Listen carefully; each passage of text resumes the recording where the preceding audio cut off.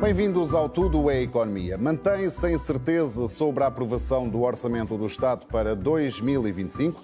Nas últimas horas, André Ventura anunciou que o Chega vai votar contra. Se esta posição se mantiver, o que não é certo, só mesmo com a abstenção do PS é que o orçamento será viabilizado. A decisão dos socialistas será tomada na reunião da Comissão Política Nacional, agendada para a próxima segunda-feira. Na apresentação da proposta do Governo, o Ministro das Finanças declarou, sem surpresa, que é um bom orçamento para as famílias, jovens e empresas. Mas será que é mesmo assim? É o que vamos tentar perceber nesta emissão especial com 4 economistas. Dou as boas-vindas a Joana Silva, professora da Universidade Católica, economista do Banco Mundial, que se estreia neste programa. Junta-se a 3 habituais comentadores da RTP, Susana Peralta e Pedro Brinca, professores da Nova SBE, e Ricardo Paes Mamed, professor do ISCTE. Agradeço a vossa presença neste programa. Antes de mais, Susana Peralta, Joana Silva, Pedro Brinca tomaram hoje o pequeno almoço com o Primeiro-Ministro no Palácio de São Bento. Não faço a mínima ideia o que é que comeram, mas o Orçamento de Estado seguramente esteve na emenda. Joana Silva, posso começar por si. O que é que disseram a Luís Montenegro? Foi uma reunião privada, não é? Digamos. Mas que foi tornada pública. A reunião foi sobre as perspectivas para o país. O que dissemos foram exatamente isso, do ponto de vista económico, o que achávamos da situação atual e como é que víamos o futuro, o que é que poderia ser feito diferente ou o que é que devia ser continuado. Não foi especificamente sobre o orçamento. Sobre o orçamento, disse-lhe que gostava do orçamento ou nem por isso? Não falei especificamente sobre isso, mas, digamos, o que foi focado foi mais, pelo menos na minha intervenção, achei que a maior parte das pessoas estavam com uma postura bastante otimista sobre a macroeconomia, a estabilidade macroeconómica, e isto é um aspecto que o orçamento continua. E falamos mais de perspectivas de médio e longo prazo, nesta ideia de um desenvolvimento mais abrangente que para diferentes pessoas tinha diferentes digamos, eixos, mas que concordávamos em bastantes aspectos destes. Muito bem. Susana Peralta, também foi isto mais ou menos que disse ao Primeiro-Ministro? Não, nós não falámos realmente do orçamento, não foi um dos temas principais da conversa. Houve algumas medidas do orçamento que foram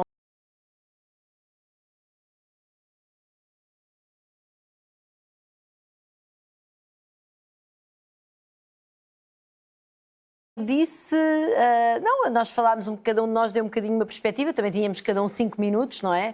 Que foram respeitados com uma geometria algo variável, mas eu falei um bocadinho do que me parece ser os principais desafios do país, do ponto de vista, lá está, um bocadinho do médio e longo prazo, e falámos muito, olha, falou-se bastante de habitação, por exemplo, esse foi um tema que veio bastante à discussão por várias pessoas. Eu falei de habitação, falei de licenciamento, enfim, falámos de diferentes desafios, mas foi de facto uma conversa assim bastante informal e não nada focada, muito pouco focada mesmo na cozinha em que estamos enfiados aqui enquanto país mediática e política do orçamento, sim. Pedro Brinca, também foi isto que disse, mais ou menos? Bem, apesar de eu não sabia que o pequeno almoço tinha sido público nesse aspecto. Mas estivemos lá sentados. Mas creio que a conversa, não sei se é suposto ser não, os conteúdos não foram tornados públicos. Exatamente. Foi tornado público, foi algum dever de reserva. A realização da própria reunião. Sinto algum dever de reserva, mas não, acho que a descrição que já foi feita aqui não é algo que me choque como uma caracterização daquilo que se passou. E já agora, do Primeiro-Ministro, ouviram boas perspectivas? O Sr. Primeiro-Ministro pareceu uma pessoa interessada em perceber quais são as melhores soluções para o país e para melhorar a vida dos portugueses. Ricardo Paes Mamed, penso que talvez não tenha estranhado o facto de não ter sido convidado por Luís Montenegro, mas se tivesse sido, o que é que teria dito ao Primeiro-Ministro? Primeiro, teria recusado o convite porque acho que não há motivo nenhum para fazer uma reunião destas neste momento que não seja propaganda e, portanto, seria uma ação na qual eu não alinharia, ainda para mais porque teria a certeza que a disponibilidade para ouvir as minhas sugestões seria muito próxima de nula. Tirando isto, as mensagens que poderia transmitir são, em primeiro lugar, uma que eu sei que iria completamente em saco roto, que é a medida do IRS jovem é uma desgraça nacional e não há alteração mas esse nenhuma que recado eu tenha dei. feito. Esse Obrigado, recado eu dei, Ricardo. Havia depois outras duas coisas que lhe diria. A primeira é que me parece uma contradição gigante entre a parte do orçamento em que podemos ler que, e cito, a política industrial é um pilar essencial, o Governo implementará políticas ativas com particular ênfase nos setores mais tecnológicos de inovação e de maior valor acrescentado, e toda a retórica que o Governo faz de forma demagógica de que qualquer tentativa do Estado de apoiar certos setores que têm mais valor acrescentado é dirigismo e paternalismo e, portanto, eu acho que o Governo tem razão no que escreve no orçamento, seria bom que o transformasse em políticas e abandonasse a demagogia em torno da coca sobre o papel do Estado, porque o Estado tem mesmo um papel no desenvolvimento das capacidades produtivas. E, por fim, dir-lhe-ia uma coisa que é o contraste brutal que existe entre um gráfico que o orçamento tem sobre o estado miserável do investimento público e o nível de investimento público que o Governo se propõe ter em 2025, num ano que vai reunir fundos do PRR, fundos do PT 2030, fundos do Orçamento de Estado, e a percentagem do investimento público em percentagem do PIB vai ficar literalmente igual à que foi em 2023, 2024. Passa 3,3 para 3,7? Não, isso é a taxa de crescimento, não é o peso no PIB. Sim. E, portanto, o peso do PIB em 2024 será igual a 2023 e em 2025 desce. Isto é de uma inconsistência brutal, mas, infelizmente, as inconsistências entre o discurso e aquilo que é feito de facto em 6 meses é brutal. E, aliás, a inconsistência no próprio discurso, entre as contas públicas estarem muito pior do que se julgava e depois termos um orçamento com este nível de festa pré-eleitoral, ou a ideia de que é muito fácil pôr o país a crescer 3% e depois termos uma previsão de crescimento até 2028 que não chega a 2% ao ano. Portanto, há de facto muitos sinais demasiado contraditórios e pouco consistentes, mas francamente eu não perderia o meu tempo a tentar dizer isso ao Primeiro-Ministro. Mas tivemos aqui o Ricardo Paz Meda a dizer mais do que diria do que aquilo que vocês disseram ao próprio Primeiro-Ministro. Um ponto antes de entrarmos no orçamento propriamente. Não, ele usou mais de 5 minutos. Demorei 3 minutos. 3 Um minutos ponto e sobre o meio. qual vos queria ouvir. Se o orçamento for chumbado em termos económicos, é melhor o país ir para eleições ou é melhor que o Governo continue a gerir o país em duodécimos? Joana? Eu acho que para um governo é preferível sempre ter um orçamento, porque tem uma política delineada, tem compromissos assumidos, do que governar em duodécimos. Em Sim, geral, sem dúvida. em A termos questão aqui é económicos. porque não está nada claro que o orçamento vai ser viabilizado. Portanto, temos que aguardar, pelos vistos, pela decisão do Partido Socialista na próxima segunda-feira. Se, porventura, o orçamento for chumbado, e a minha pergunta parte deste pressuposto, se for chumbado, qual é o melhor cenário do ponto de vista económico? Digamos, eu acho que o cenário de estabilidade seria importante para Portugal e para a maior parte dos países. Nesse sentido, o melhor cenário é que o orçamento seja aprovado. Certo. Não é? A alternativa não me cabe a mim julgar, não é? Não, do ponto de vista da sua opinião, em termos económicos, não é? Em termos económicos, acho que é estabilidade, é continuar com o orçamento e que seja o melhor possível, é que haja uma política económica com continuidade e com um rumo, com metas, com objetivos e que se possa depois ver se estão a ser atingidos ou não, mas que saiba o que é que vai acontecer e que seja algo novo. Susana Peralta, o cenário de chumbo não é irreal e, portanto, nesse ponto de vista, é aqui que assenta a minha pergunta. O que é menos mau, vá? Eu acho que o menos mau é seguir em duodécimos, claramente. Acho que não vale a pena irmos outra vez para eleições, até porque a forma de funcionamento do nosso setor público, enfim, por razões que tínhamos de fazer outro tudo é economia para discutir, depois acaba por ficar um bocadinho esclerosada durante as eleições em Portugal, demoram muito tempo a organizar, e isso pode levar a algumas paragens de processos essenciais, designadamente à execução do PRR. Eu acho que mais vale duodécimos. E acho que não, quer dizer, quando tu tens um nível de despesa não discricionária, ou seja, da despesa fixa do Estado, no nível que é normal nos nossos orçamentos, a verdade é que isto vai continuar a funcionar em duodécimos. Pedro, brinca já agora. Para criar aqui algum frição, para mim era ir para eleições. E digo isto porque creio que, mais numa perspectiva política do que provavelmente económica, creio que existe uma narrativa dominante sobre qual seria a responsabilidade do país ir para eleições. E acho que, nesse sentido, iria ser dada a palavra aos portugueses sobre para julgarem esta situação e corresponderem nos votos. Tenho esperança que o Parlamento que fosse produzido pudesse, dessas eleições, pudesse produzir uma maioria que conseguisse governar. É preciso uma maioria estável para governar e para fazer reformas estruturais do país. Aquilo que vai acontecer este ano vai acontecer para o ano. Este orçamento não é o orçamento do programa do PSD, também não será claramente o orçamento do programa do PS. É ali uma coisa que não é peixe nem carne, que não aquece nem arrefece, não faz bem nem faz mal, como o melhoral, não é? E não é isso que o país precisa. Ricardo Paz Neto. Desculpe, posso só dizer uma coisa? Quer dizer, é o que resulta da geometria parlamentar que Exato. tens, não é? Isso é que eu gostava de eleições para alterar. O país precisa, pois está bem, mas o país precisa o que o povo elegeu para o Parlamento. Mas é que nem é o programa do PS, nem é o programa do PSD. Pois, eu percebo. É ali uma É um uma compromisso. geringonça. Eu não concordo mesmo nada contigo. Ainda bem. Quer dizer, o que eu gostaria que acontecesse era que tivéssemos o orçamento aprovado. E o orçamento que eu gostava que tivéssemos aprovado era um orçamento que, efetivamente, refletisse o Parlamento que temos. Mas nós não temos isso, de todo. Este orçamento não tem nada a ver com o orçamento do PS. É um bocadinho, do meu ponto de vista, é um bocadinho absurdo. Este orçamento é um orçamento eleitoralista. De um governo que não está disposto verdadeiramente a chegar a acordo com nenhum outro partido e que joga num tipo de política que é maximizar as suas chances de sair vitorioso num novo ato eleitoral e, ao mesmo tempo que o faz, torna mais difícil para os partidos, nomeadamente o Chega e o PS, inviabilizarem o orçamento. Portanto, isto é do ponto de vista programático... No IRS jovem, passo completo. No IRC baixou de 2%. O IRS jovem é prático. Vamos lá ver. É assim, o IRS jovem tem 550 milhões de euros a mais do que o IRS que está em vigor em 2024. Não foi. Não foi.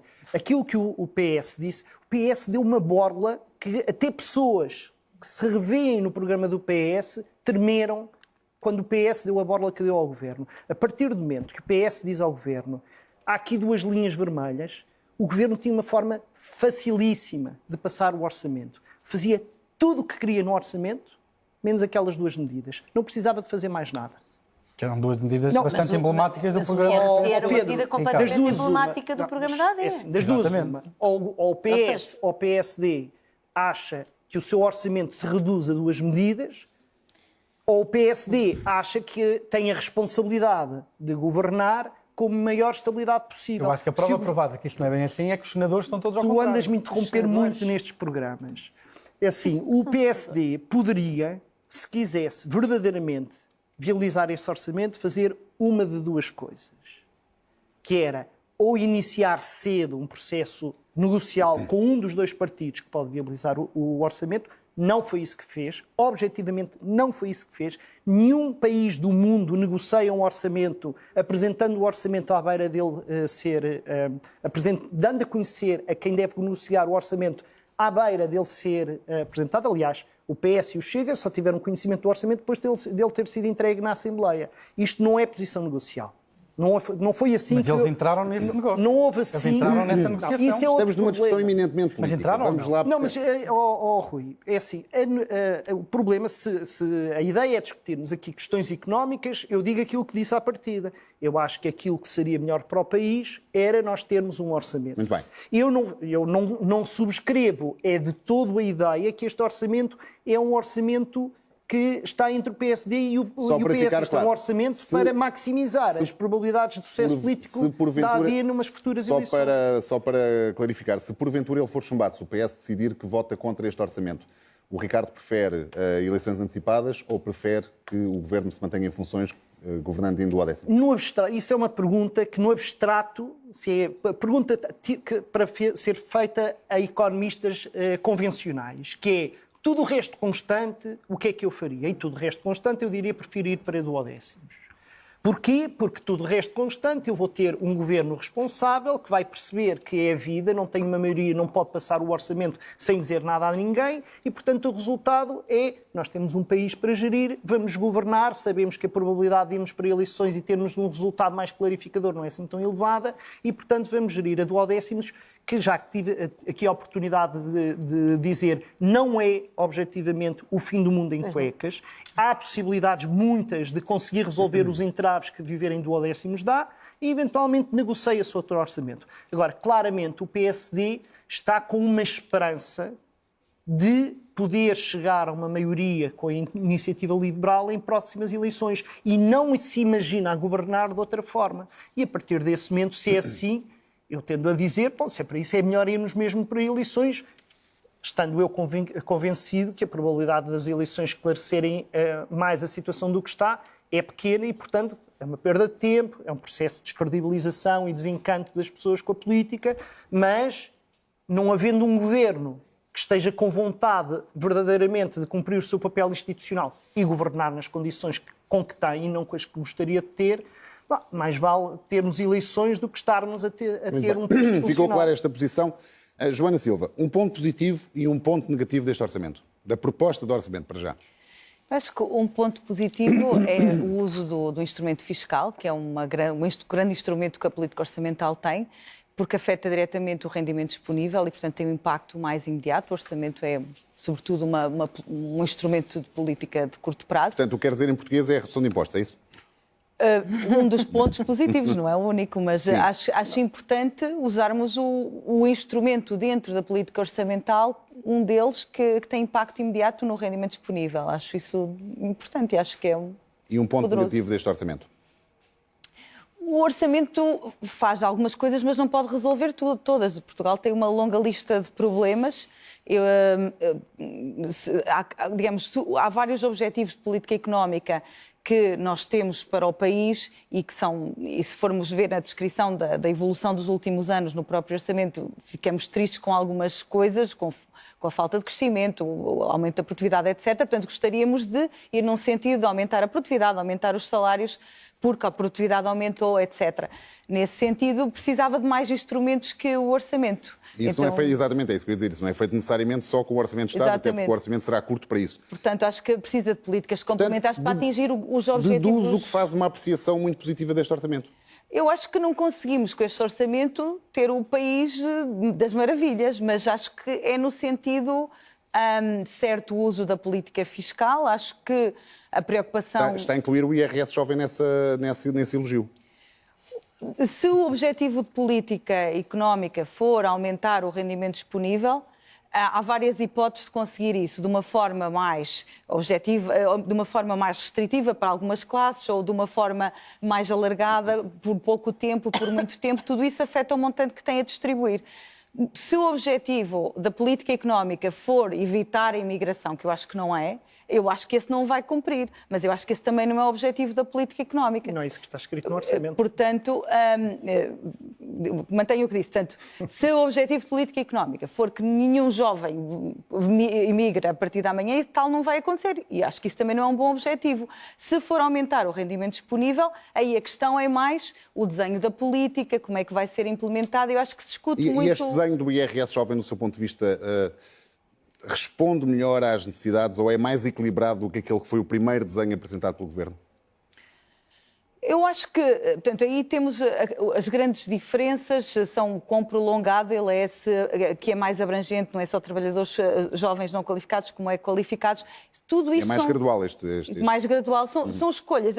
Quando toma estas escolhas, o montante que cada um vai beneficiar altera-se e, portanto, eu acho que temos que sempre comparar com o objetivo de política pública. Se o objetivo for aumentar o rendimento disponível dos jovens naquela idade, naquele montante, substancialmente é um desenho. Se for uma questão mais... Se acharmos que, por exemplo, que a mobilidade é muito mais forte numas alturas da vida do que outra e quisermos fazer o targeting disso, é outra. Depende muito do objetivo de política económica. Eu acho que é importante primeiro, em toda a discussão, dizermos o que é que queremos conseguir e depois entender, dentro do que queremos, quais são os instrumentos que existem e não pensar que tudo se vai solucionar com o orçamento ou com esta medida, não é? Sra. Peralta, um dos elogios que é feito aqui pela Joana Silva, é alguma redução fiscal que este orçamento apresenta. É esse o principal ponto de elogio? Pergunto. E segundo, se porventura há outra crítica qualquer que tenha a fazer à proposta do Governo. Sim, então eu destacaria como principal ponto positivo deste orçamento os vários pacotes, embora eles sejam plurianuais, digamos um planeamento plurianual para resolver, enfim, mitigar, em todo o caso, o descontentamento de algumas classes profissionais no setor público, desde logo dos professores. E eu percebo, Ricardo, eu sou sensível ao teu argumento de que isto é também, obviamente, um gesto eleitoralista. Ou seja, é evidente que no cenário em que nós estamos, e também porque temos um Presidente da República que estabeleceu esta reputação de que se não há orçamento, vamos a eleições, ou há uma enorme probabilidade de ir a eleições, isso altera a forma como os partidos reagem num contexto de incerteza e de fragmentação do Parlamento, como aqui já foi dito. Mas, independentemente de, obviamente, isto poder vir a ter dividendos eleitorais no curto prazo, se de facto o país for para eleições, a verdade é que eu considero que era muito importante fazer face a estes descontentamentos e, desde logo, de uma classe que para mim é muitíssimo importante, que é o problema dos professores, da falta de professores, e sem nós resolvermos, é evidente que ao resolver, enfim, ao ir ao encontro de uma parte, em todo o caso, das reivindicações dos professores e professoras que estão neste momento, que são neste momento professores e professoras, isso não resolve o problema da atratividade, mas uma certa pacificação desta classe profissional torna a profissão, porventura, mais atrativa. Portanto, eu aprecio muito neste orçamento essa tentativa de ir ao encontro destas reivindicações salariais de alguns setores da função pública. Por outro lado, o que é que eu aqui critico? Critico certamente, por exemplo, para começar, o IRS jovem. E no IRC, eu sou crítica desta redução, enfim, não sei muito bem para que é que serve esta redução de um ponto percentual. Eu acho que o nosso IRC não devia ser progressivo.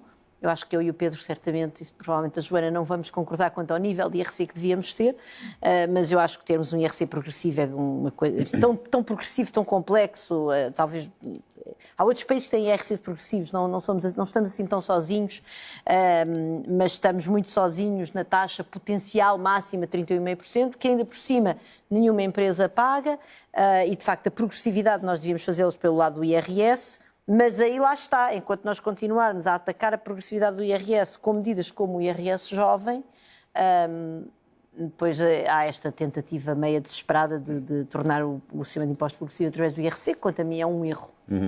Pedro Brinco, o bom e o mau deste orçamento? Acompanho a Susana, relativamente acho que mais importante até que a descida da taxa geral de IRC era a questão da derrama estadual e a progressividade que isso traz ao imposto. Parece-me que qualquer princípio económico atenta contra isso, por isso estou de acordo.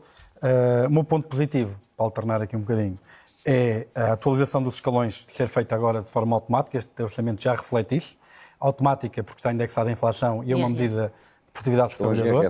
Nós tivemos, escalões de IRS, nós tivemos no passado aumentos de impostos que não foram anunciados porque basicamente não se atualizou os escalões, como em 2022, isso foi um brutal aumento de impostos, encapotado, a tal ilusão monetária que as pessoas têm quando aumenta a inflação, aumenta os salários, aumenta o preço de tudo, e eles sobem de escalão, e estão a perder poder de compra, não é? Por isso parece-me uma boa medida, um ponto positivo. Os pontos negativos, para não me acusarem de ser mais sectário, até tenho 3, não é? Muito rapidamente. Tem a ver com deixarem cair o IVA da construção. Existem distorções dentro do mercado da construção que penalizam quem quer construir para arrendar. O não baixar o IVA para 6% da construção continua a manter essa distorção relativamente a outros setores que constroem para outras finalidades. A questão de IRS jovem, eu percebo que do princípio taxar as pessoas que são mais elásticas na sua oferta de trabalho, ou seja, os jovens têm mais facilidade em migrar do que eu, estou casado, tenho uma filha, estou muito mais integrado, é mais difícil para mim sair do país.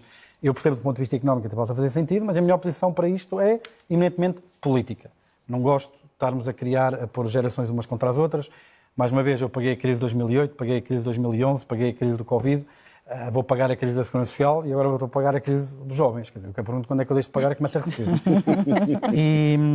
E a não descida do IRC. Eu sei que aqui concordamos que em discordar, também no nível da taxa. Como a não descida do IRC? Eu gostava, no último programa deixei passar uma em claro, gostava de fazer aqui um momento solene em memória do Ricardo Paes Mamed, opositor à descida do IRC, e celebrar a vinda do Ricardo Paes Mamed para o lado bom da força, entusiástico apoiante da descida do IRC, porque ele deu o melhor argumento no último programa para a descida do IRC. É como ele disse bem.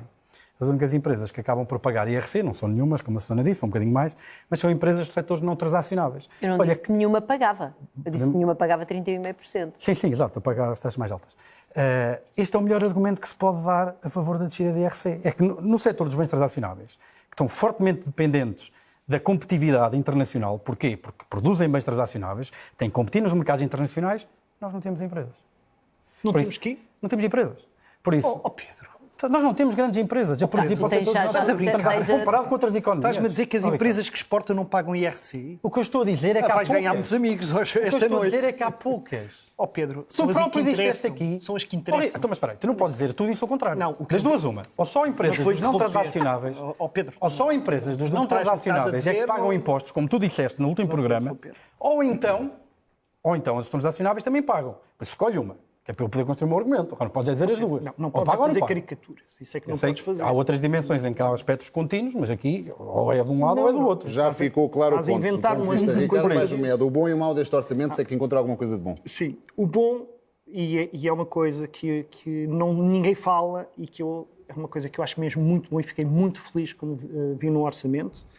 Eu acho que subscrevo as questões que a Susana disse. Há um aspecto que não é, ia dizer que é quase simbólico, mas não é, porque tem muita importância para a vida de muitas pessoas, que é o fim da ideia que se deve contar com os rendimentos dos filhos quando se faz condição de recursos para o complemento solidário para idosos. Acabei de dizer uma série de palavrões e agora vou traduzir. Em Portugal existe um princípio que é pessoas que vivem, que são pensionistas, que vivem com rendimentos abaixo de um determinado nível.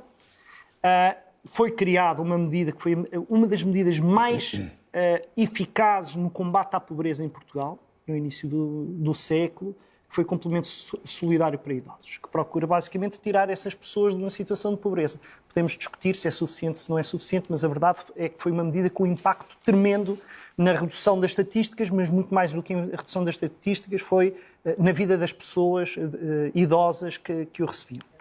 Um problema que o complemento solidário para idosos tinha desde a sua origem é não tanto a condição de recursos. Em geral, as pessoas da minha área política não gostam de condição de recursos. Eu sou favorável à condição de recursos em alguns instrumentos de apoio e este é um deles. A condição de recursos significa que as pessoas recebem apoios desde que demonstrem que precisam efetivamente desses apoios.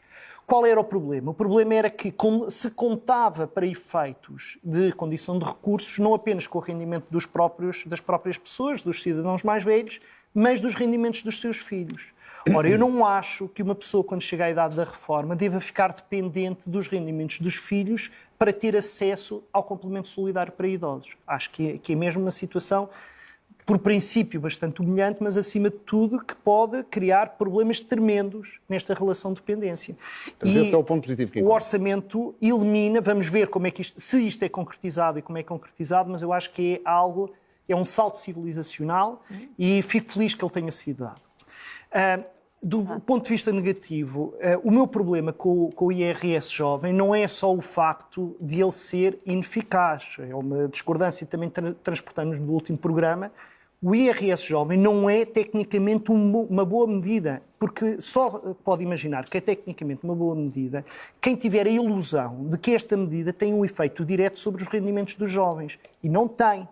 Não tem. Porque o sistema de pagamento de impostos em Portugal transforma na prática o IRS numa despesa do empregador.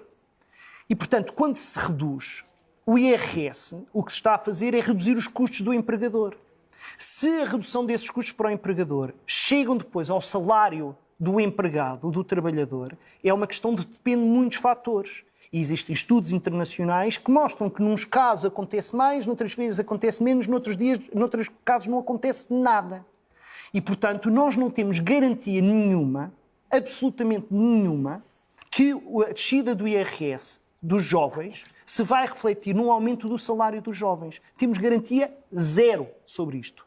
E, Salário líquido. Do salário líquido dos jovens. E, portanto, quem quisesse dar condições de vida aos jovens teria muitas outras medidas, inclusive a natureza fiscal, para o fazer. Esta não é de certeza.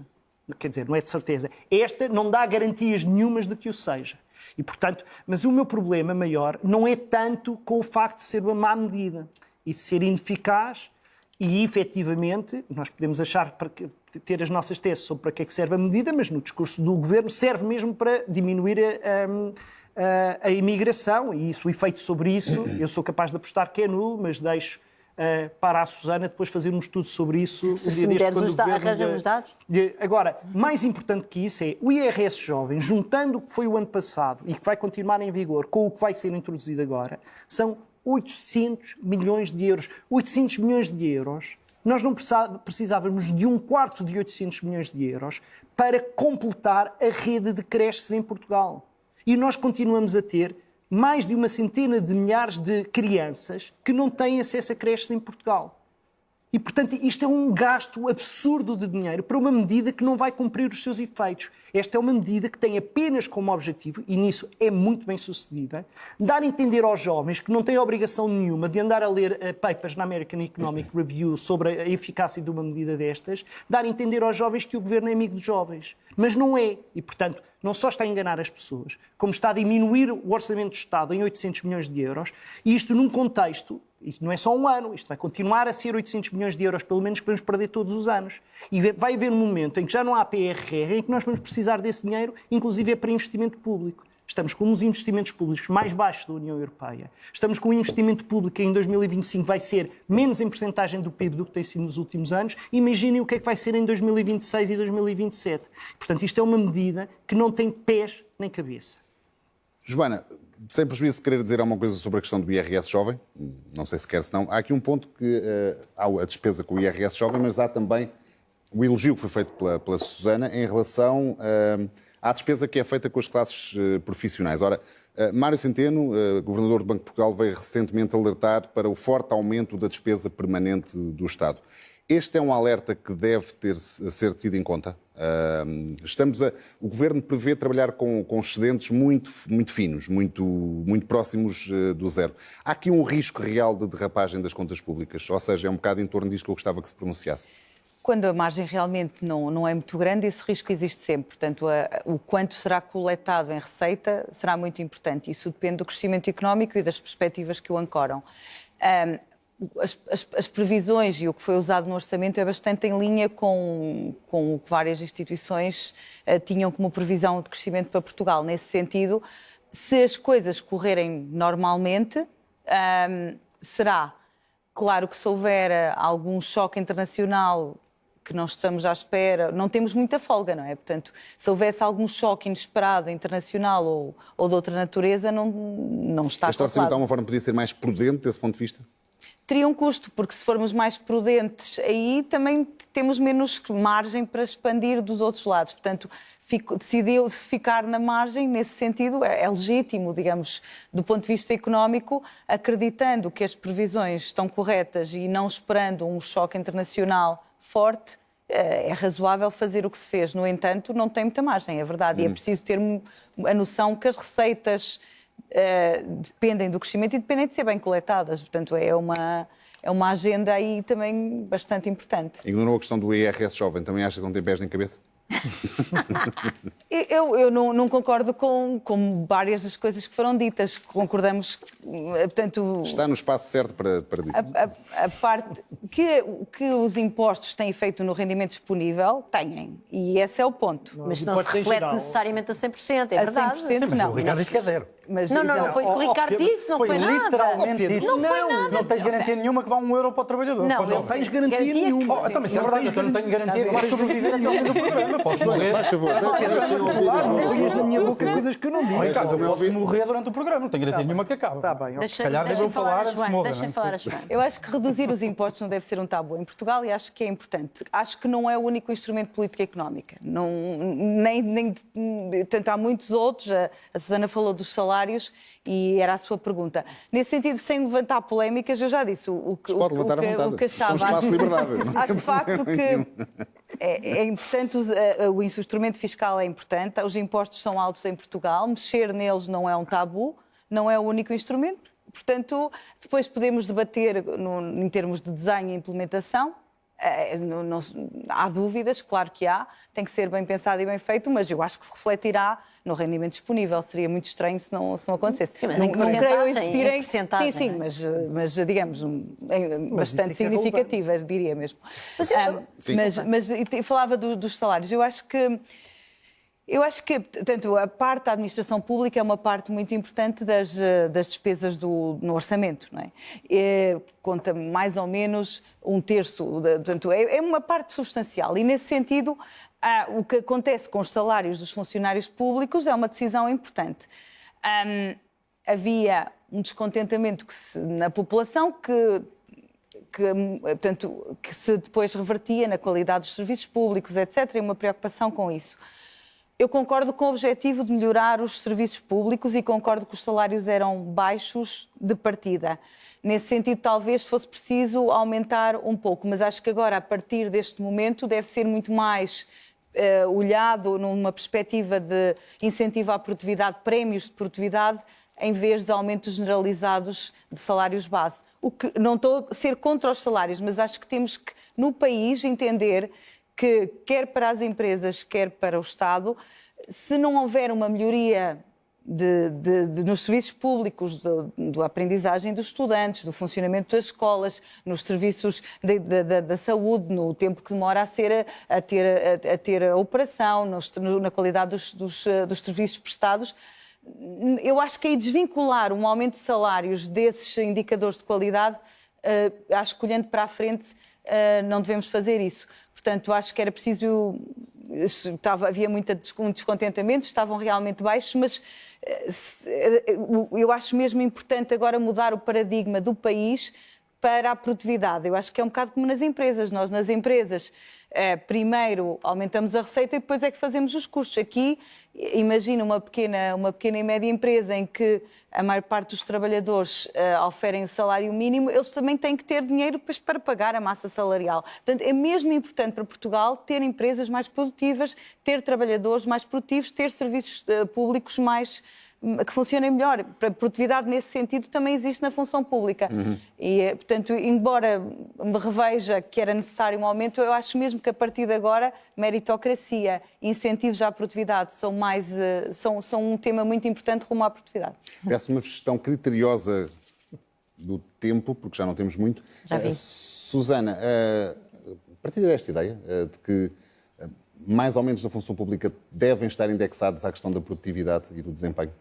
Eu sou sensível à questão da diferenciação salarial na função pública, em função não só das carreiras, por isso, por exemplo, nós necessitamos de tornar a nossa função pública mais moderna, mais compatível com a economia do século XXI, termos mais pessoas que sejam capazes de trabalhar com dados, trabalhar com sistemas de informação, aliás, há aqui no orçamento, por exemplo, objetivos de digitalização, etc., e só conseguimos fazer isso diferenciando salários, porque, de facto, os salários que essas pessoas têm acesso no setor privado são mais generosos, as pessoas que têm competências digitais, de dados, etc., do que no setor público, e nós não podemos continuar a abrir concursos públicos em certas áreas importantes para a modernização da função pública e para conseguirmos ter serviços públicos de qualidade.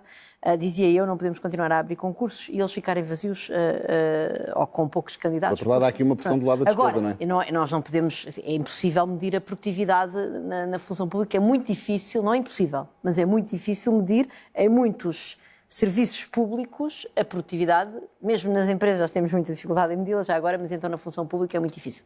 E por outro lado, por exemplo, a crise em que está a escola pública, o problema, por exemplo, dos oficiais de justiça, ou seja, quando nós vemos que o principal... a crise, eu estava a falar da quantidade de professores, não sei se estavas a tirar nota para dizer que... Não? Pensei, o que é que ela está a dizer da escola pública? Não, ou seja, quando nós temos na justiça falta de pessoal para fazer avançar os processos, quer dizer, estar a impor a essas pessoas exigências de desempenho sem lhes dar os meios, eu acho que isso então é o fim da Mas picada. há aqui uma pressão que é preciso Portanto, eu acho que não. Acho ter que um nós devíamos sinal amarelo do lado da pressão sobre a despesa pública muito rapidamente. Sim. Não, isso é importante. Essa questão levantada pelo Governador do Banco de Portugal, eu acho que é uma questão importante. Portanto, de facto, a despesa salarial é uma despesa permanente, mas é por isso também que eu não sou a favor de grandes aventuras de descidas de impostos. Portanto, aliás, o tipo havia nas propostas iniciais da AD, que agora, felizmente, não se refletem neste orçamento, otimismos excessivos relativamente ao que se podia gerar em termos de crescimento económico com diminuições de impostos, que depois iriam, supostamente, criar um tal crescimento económico que nós íamos conseguir financiar esta despesa permanente, etc. Felizmente, este orçamento é bastante mais cuidadoso desse ponto de vista. Portanto, eu não me parece que, tendo em conta os desafios, lá está, dos nossos serviços públicos, e de carências, por exemplo, do investimento público, como o Ricardo aqui disse bem, eu acho que nós não temos grandes oportunidades para baixar os impostos de maneira substancial no médio prazo. Agora, acho é que nós devíamos desenhá-los de maneiras mais... torná-los mais simples e eliminar exceções. E aí eu sou... Pronto, enfim, e há coisa a fazer, certamente, no IRC e no IRS. Posso só dizer uma coisa relativamente à comparação entre os dois IRS? Muito rapidamente. Mas, claramente, este é menos mau do que o primeiro. Portanto, a primeira proposta da AD, que não implicava uma diminuição gradual do benefício fiscal ao longo do tempo e que, portanto, a pessoa chegava ao fim da idade e, de repente, multiplicava o imposto por 3, era mesmo uma aberração económica, não fazia sentido nenhum. Portanto, desse ponto de vista, copiar o gradualismo da proposta do PS foi uma boa notícia, foi bom. Pedro Brinca, é preciso cuidado, algum cuidado do lado da despesa permanente, apesar da necessidade de aumentos, de melhorias salariais, de remunerações na função pública? Bem, vamos lá ver. Isto aqui até foi uma crítica que o Ricardo já usou bastantes vezes e que eu concordo com ele. Perdoa-me se eu tiver citado de maneira errada. Que é, nós estamos aqui a discutir estes pormenorzinhos, mas depois, quer dizer, a execução orçamental fica muito longe, muitas vezes, daquilo que está orçamentado e as cativações, por exemplo, o ano passado, e falamos de investimento público, e aqui o Ricardo tem 200% de razão relativamente à questão do investimento público. Acho que a taxa, eu fui ver e acho que aqueles 3% não é bem assim, mas isso discutimos no fim do programa. Mas na questão do investimento público, em termos substantivos, o Ricardo tem toda a razão. Esta falta de investimento público nós já temos desde 2010. Mas nos salários não é? Nos salários executas. Não, essa questão não se coloca nos salários. Nos salários executas, não cativas. Cativas no investimento público é discricionário. Tudo bem, mas podes cativar e compensar e equilibrar as contas. É esse o meu ponto. O ano passado, acho que não ficou por isso, está para aí 50% do investimento estava previsto para a educação. Ou seja, estamos aqui a discutir estes pormenores, mas depois, pelas cativações, tu consegues sempre reequilibrar o orçamento e depois fica descaracterizado e fica muito longe, se calhar, daquilo que estávamos a discutir aqui. E sistematicamente, e aqui mais uma vez o Ricardo também tem razão, fica descaracterizado, sobretudo por parte da falta de investimento público, que é sempre o primeiro sacrificado, tem sido. E que é outra boa razão para não queremos impor desempenho às pessoas, porque quando as pessoas estão a trabalhar, por exemplo, em tribunais, onde chove, quer dizer, onde não conseguem ter acesso aos arquivos porque aquilo é um caos, ou onde estão com aulas de escolas fechadas por problema, ou que os miúdos estão com frio, ou não sei o quê. Não podemos sacar agora aos funcionários públicos a responsabilidade disto funcionar. Primeiro temos de resolver os problemas e depois podemos pensar. Só despesa permanente, muito rapidamente. Mas para dizer o seguinte, eu tive aqui este tempo todo a elogiar o Ricardo, estava a preparar o cenário para depois poder atacar com força. Isto é estratégico. Eu acompanho 200% a ideia, mais uma ideia do Ricardo relativamente às creches. E fico muito contente e acho que é mais importante as creches do que aquilo que foi apontado pelo Ricardo. Estou com ele, estamos juntos. Mas mais uma vez, um momento solene em nome do Ricardo, que há 2, 3 anos discutia aqui comigo que a maneira de resolver o problema das creches era ter um déficit ainda maior e que agora já fala não sobre a posição das contas públicas, mas sobre a composição das contas públicas. Ou seja, não foi o ponto negativo termos um superávit, foi um ponto negativo há 2, 3 anos atrás não termos tido um déficit ainda mais negativo. Já te explico porquê.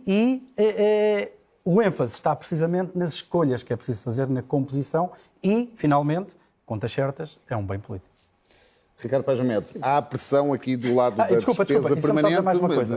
O ponto positivo da Susana, que era precisamente a questão, e isto é uma dúvida genuína, não é ironia, porque eu sei muito pouco, muitas vezes, das regras orçamentais.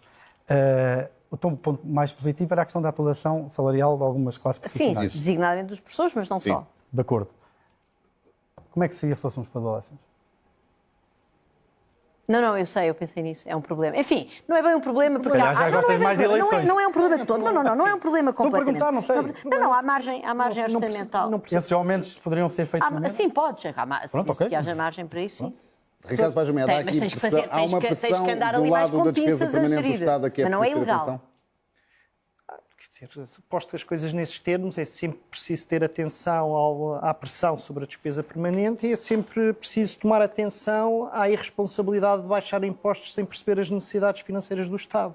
Esta ideia de que os Estados estão sempre melhores quanto mais baixam os impostos é uma coisa um bocadinho assim estranha, porque não é isso que nos diz a história da evolução das sociedades modernas. E já agora, a ideia de que Portugal tem uma carga fiscal muito grande. Assim, há uma coisa, um facto que já conhecemos há séculos, que é Portugal tem uma carga fiscal inferior à média da União Europeia. E vem logo o Pedro a dizer, mas nós temos é de nos comparar com aqueles com que somos comparáveis. Bom, aqueles com que somos comparáveis... Não foi isso que eu disse. Não foi isso que eu disse. É Carga fiscal é endógena. Endógena. Ok, pronto.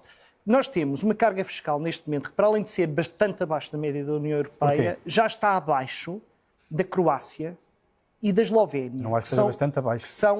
Que já está abaixo da Croácia e da Eslovénia, que são os dois países de leste mais avançados que existem. Mas é endógena, Ricardo. Está bem, mas deixa-me acabar, depois já disse que é endógeno.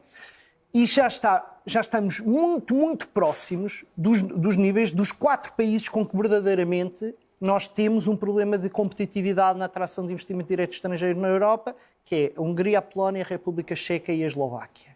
E, portanto, a ideia é que nós temos uma carga fiscal gigante, e temos níveis de proteção social que são muitíssimo maiores do que daqueles países, muitíssimo maiores em todos os níveis. O nosso Estado Social é muitíssimo mais desenvolvido com todos os problemas que tem. Para terminar, Ricardo. E isto significa que nós estamos num nível de carga fiscal em que já é muito difícil fazer o que fazemos com o dinheiro que o Estado tem. Nada disto ilude as críticas que nós fazemos à forma como o Estado português é gerido. Eu acho que nós temos mesmo problemas de gestão de pessoas no Estado português.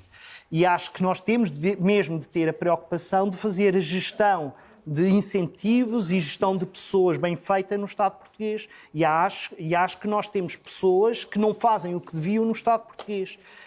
O problema é generalizar, porque temos muitas pessoas que fazem muito mais do que deviam para os salários que recebem e fazem muito mais do que aquilo que ganham. E o Estado português vive essencialmente dessas pessoas e era bom não generalizarmos para as respeitarmos. O que se passou até agora é que os funcionários públicos tiveram quase 20 anos a perder poder de compra real. E, portanto, se achamos que é assim que atraímos pessoas altamente produtivas para o Estado, é não compreender como é que funcionam as organizações públicas ou privadas. A partir daqui, é óbvio que o que temos de fazer é garantir que as pessoas não continuam a perder salários e, acima de tudo, que aqueles que andam a pensar se vão para o Estado ou se não vão para o Estado, não fiquem com a sensação que quem vai para o Estado está condenado a perder poder de compra nos próximos 20 anos. Joana Silva, para terminar, o que é que devia estar neste orçamento do Estado e não está? Temos 1 minuto para cada um. Temos mesmo, como país, muitos desafios, muitos objetivos. Eu acho que eram mais estímulos ao aumento da produtividade, quer das pessoas, quer das empresas.